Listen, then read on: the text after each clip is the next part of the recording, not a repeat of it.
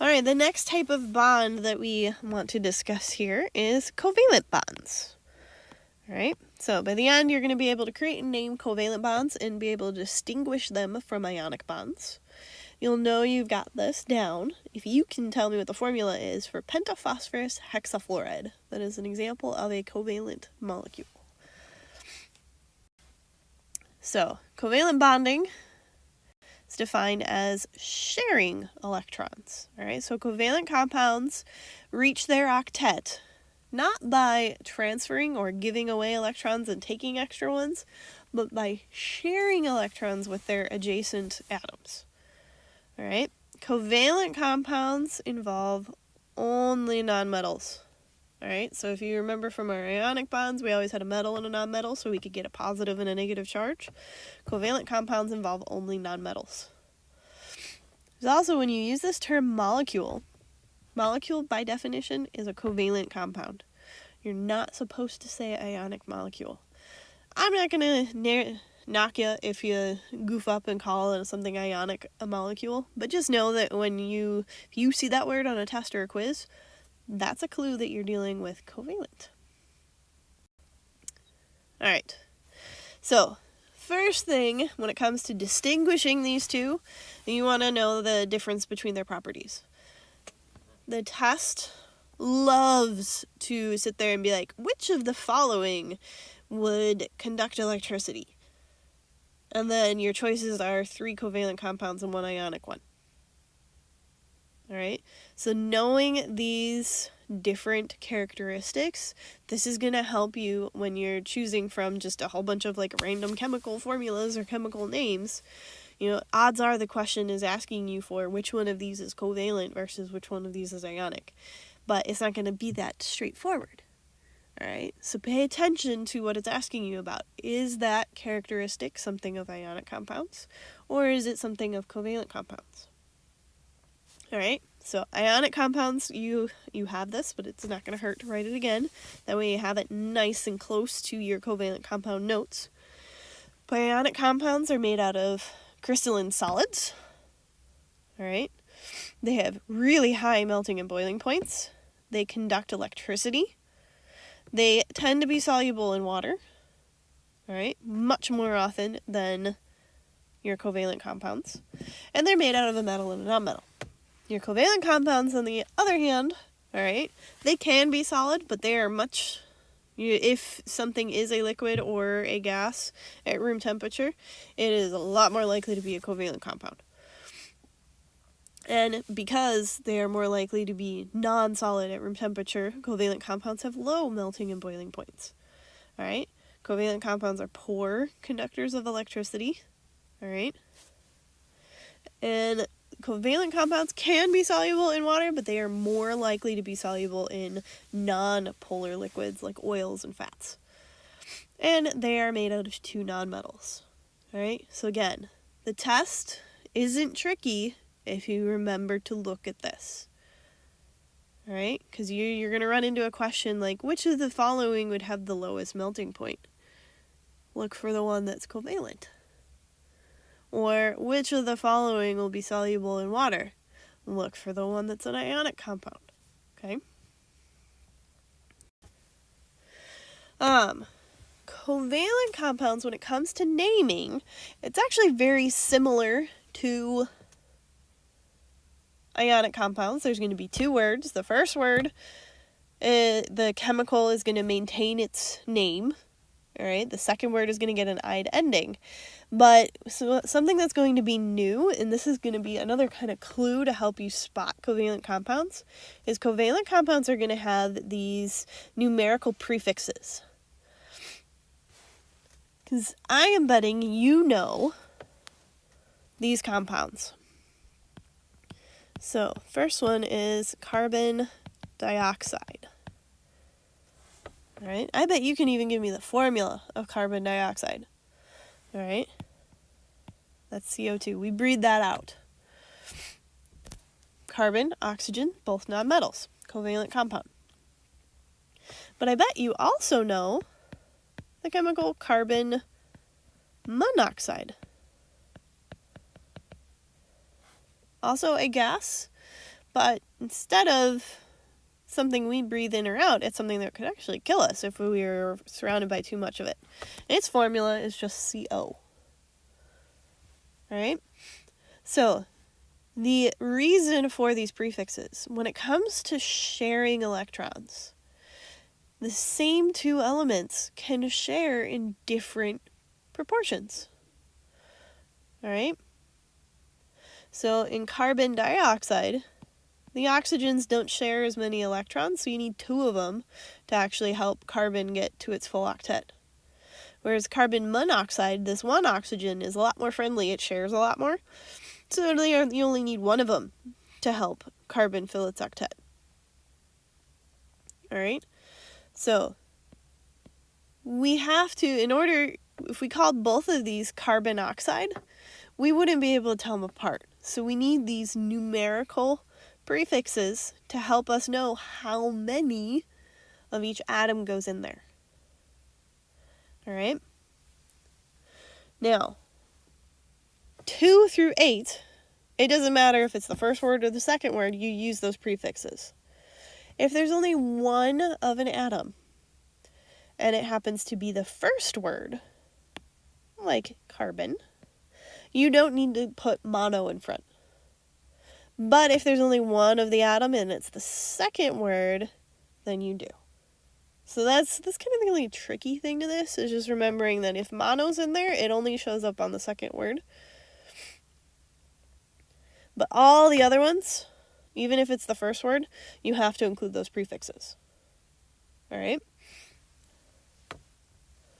So, let's do some practice with this.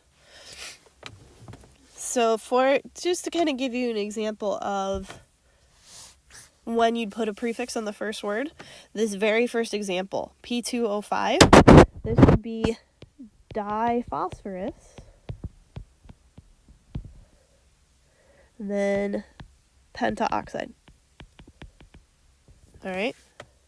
So I have to put the di in front of phosphorus, but I leave phosphorus alone, so diphosphorus. And then I have to put the penta for 5 in front of oxygen, but oxygen being the second word has to go ide. Right? So for the next one, it's, whoops. I don't know why that got smaller.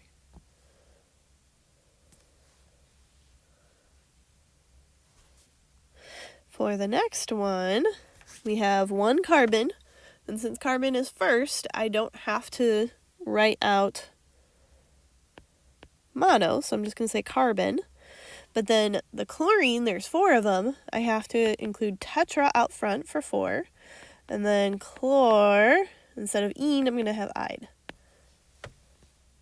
Alright, I'm going to do a couple more, see if you can name this one and this one. Do a little bit of hunting and stuff like that on the periodic table.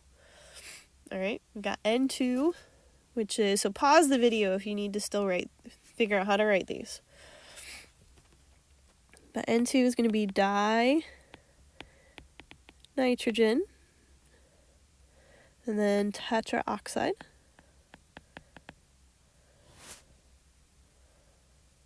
Alright, and then Se is selenium. There's only one, so I don't need to include the mono, because it's the first word. And hexafluoride.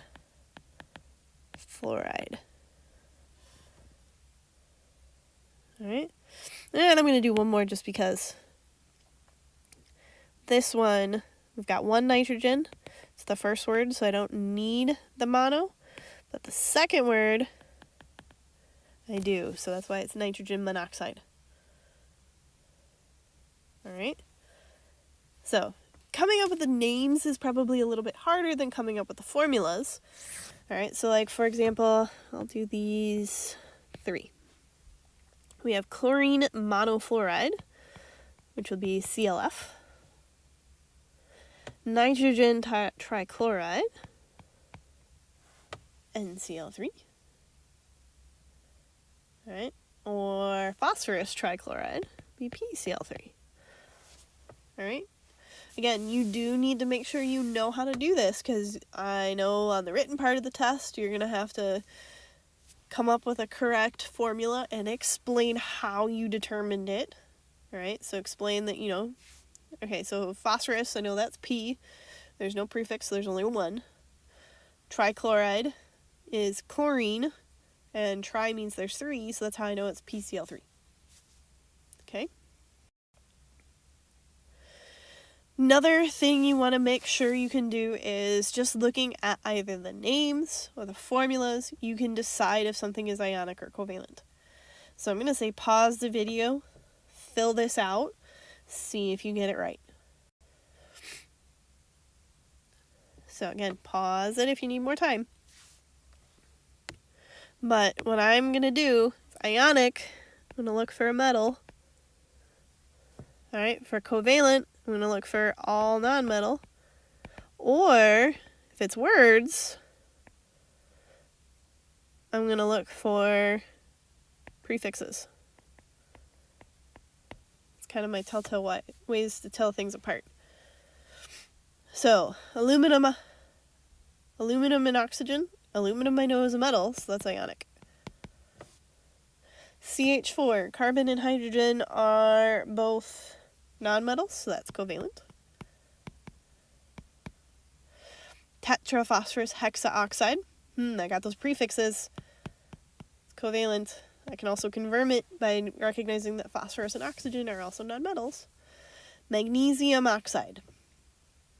There's no prefixes, so that's probably ionic, unless a mistake got made, but I also know magnesium is a metal, so it definitely ionic. CCl4, carbon and chlorine are both nonmetals, so that's covalent. Fe and N. Fe is a transition metal, so that's ionic. H2O. Hydrogen is a nonmetal, so is oxygen, so that's covalent. Potassium nitrate. That doesn't have the "ide" ending, so that's kind of weird. But I do know potassium is metal, so that's an ionic compound. This happens to have a polyatomic ion. You don't need to have those names memorized, all right? But just, resort to a different characteristic to look for if you see one of those and it kind of throws you off. And we're not going to do this one because that's not a real compound. I apologize, because that should be ionic and not have a...